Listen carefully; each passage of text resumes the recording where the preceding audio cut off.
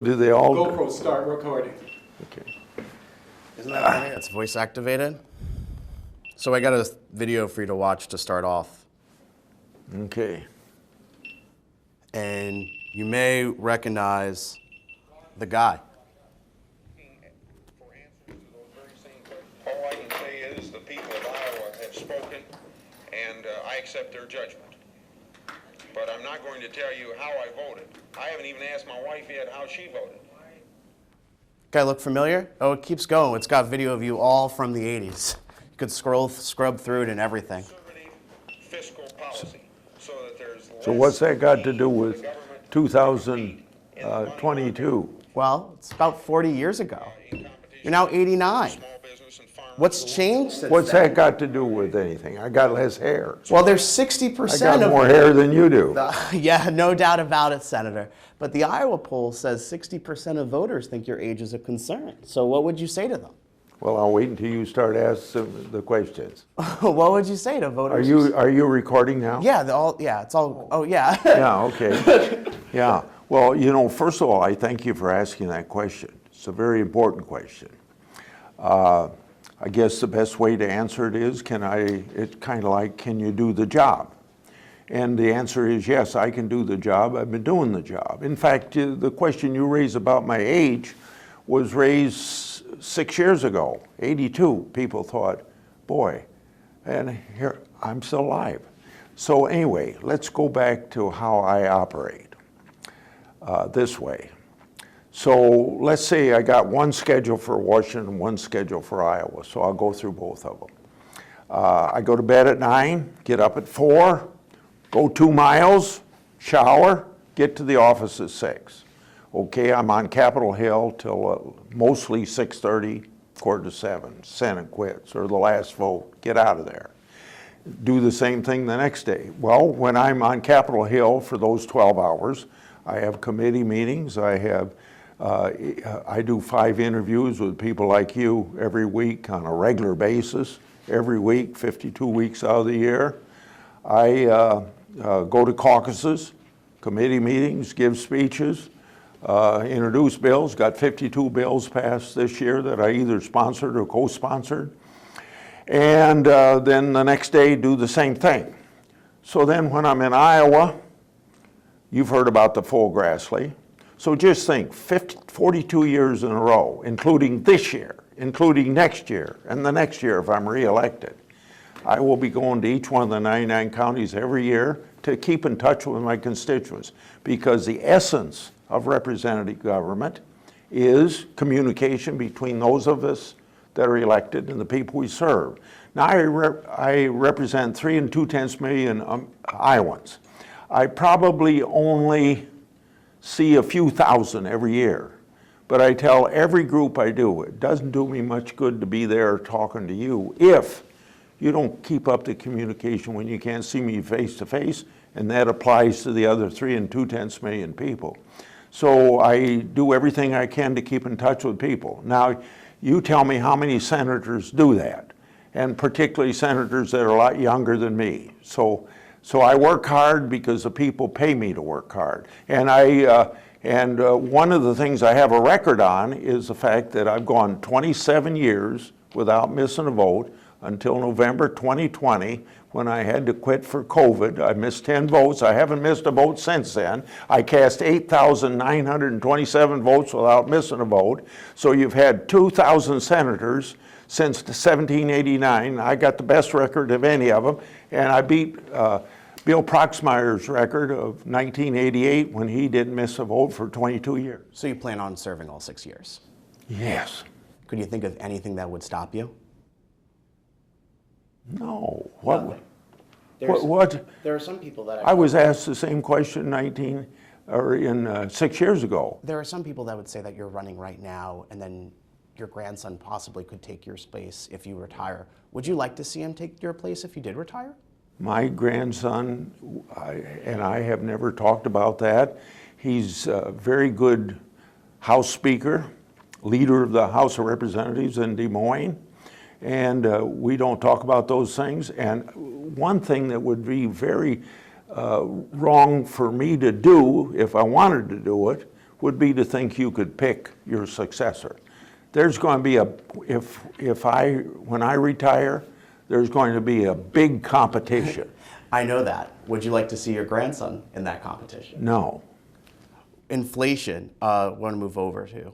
What is one policy you'd like to push in the Senate to stop inflation?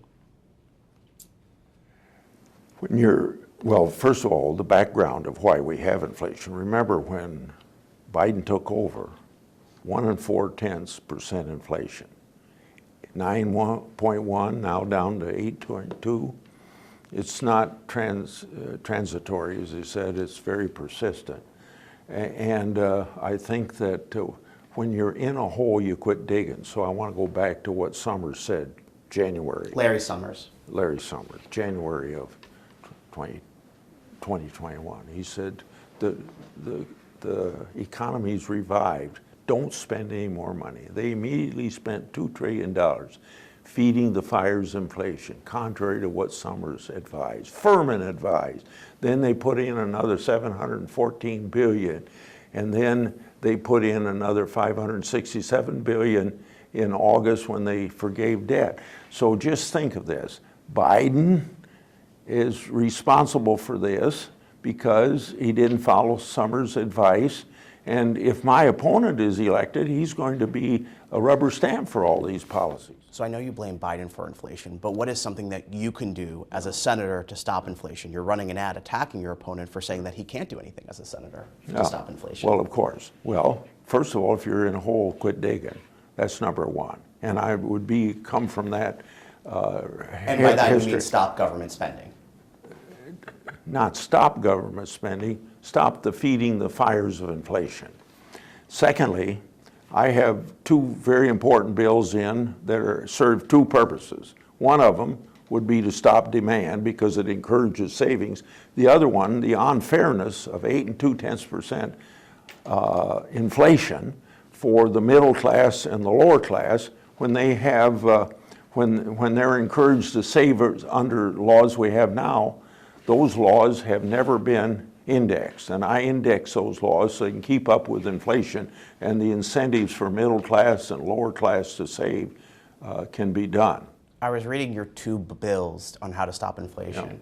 How does that affect energy prices? Because that's been one of the biggest drivers of inflation. Yeah, you're absolutely right. In fact, when you go to the gas pump and pay $3.79 in Cedar Falls, Iowa, where I'm close to, obviously, that isn't where most of the inflation comes from. It comes from diesel at $5.10. Ripples through the entire economy because your trucks deliver the goods you get. So this inflation policy of this administration is responsible for that. See, on January 20th... I want to stick with your bills. How would your bills affect those energy prices? Oh, they would not. They'd hit inflation generally by taking money that would be spent and increasing demand and put it in savings. So giving people more money to help with inflation overall, correct? No. Okay. No, you take money, when you put it in a savings account, it's going to be spent and it's going to reduce demand. Okay, I see. Okay. Thank you for explaining that to me. I want to move forward to abortion. Can you specifically, with as many specifics as possible, what is your position on restrictions, if any, we should have on abortion? Okay. First of all, we didn't finish the energy question. We can go back if you want. Okay. I think that you got to realize that half of the 8 2/10% inflation is the energy policies of this administration. Stopping drilling, fracking, and not loaning to companies. And it's just a fact that we were energy independent, now we're energy dependent. The president goes to Saudi Arabia and wants to import oil to us, and doggone it, they go to, just the opposite happens. Then my opponent, if he's in the Senate, he'll be endorsing these same energy policies because he says he's doing a fabulous job. Now let's get back to abortion. Yeah, because we're short on time here. What's your position on abortion restrictions? Should there be any? I'm pro-life, pro-mother, pro-family, been that way all my life. And we're very fortunate that the courts have sent it back to the states so each individual state can do it. So for me, it's not unelected judges that make decisions on abortion. It's the elected representatives of the 50 state legislatures, and I'm not in those 50 state legislatures. But since I am pro-life, you could say that I'm for life, except for the life of the mother, rape, incest. So, complete ban, only exceptions for rape, incest, and the life of the mother. Yes, yes. No, stop. What he just said is a complete ban. You mean a federal ban or a state ban? Oh, ask me your question again. A complete ban on abortion, whether it's at the state or federal level. Oh, no. No, with it's all going to be, So as it's long as all it's at the state level. If Yeah. there's going to be some federal. Well, see, that's for 50 years. I've accepted Roe v. Wade, but always with the idea that I'd like to see it overturned or a constitutional amendment. I know that, but for example, Senator Lindsey Graham has a bill that would ban abortion federally up to 15 weeks. Would you vote for that? No. No. See, would you now- vote for any federal abortion ban? The only one that's up now that I can comment on, so just don't have hypotheticals. See, but see, what you want to remember about abortion is, my position is that the people ought to have a vote. Unelected judges shouldn't be making that decision, and I'm pro-life with the exceptions that I gave you. And then you got to remember that where my opponent is, he's for abortion within 1 minute of birth. He is for taxpayers paying for the abortion. He is for parents not having consent if their minor gets an abortion. Some other topics I want to talk about. You're the chair of the Judiciary Committee. Part of it's running the confirmation process for Supreme Court justices. If Republicans controlled the Senate, would you put another Joe Biden nominee through that process? Well, when Obama was president of the United States, we did his judges. And so, in other words, if you're asking me the next 2 years, there's not going to be any district judges, circuit judges, or Supreme Court judges, I can't make that decision. But I think that we're going to look at more thorough vetting of these people than what the Democrat Congress is doing. Do you think confirmation process needs to change for Supreme Court justices? Well, it's been this way since 1789. Why would you expect it to change? You've led the investigation into Hunter Biden. What could we expect more if there's GOP control of the Senate? You can't expect any more than what I'm doing because I'm doing all that can be done. I've exposed the fact that there's political bias stopping investigations of Hunter Biden. I've cleared the fact that there's political bias within the FBI because of the fact that Timothy Tebow was taken off that job and eventually kicked out of the department. I think I got a pretty thorough record, not only on Hunter Biden, but 40 years of doing constant oversight. If there's anybody in the United States Senate got a record for oversight, following it through, it's Chuck Grassley. Do you believe Joe Biden won the election fairly? I announced it on December the 14th. So yes. I announced it on December the 14th. How do you think he should be held accountable for either offensive statements that he said about people like Elaine Chao, or even if you hold him responsible for the January 6th riot?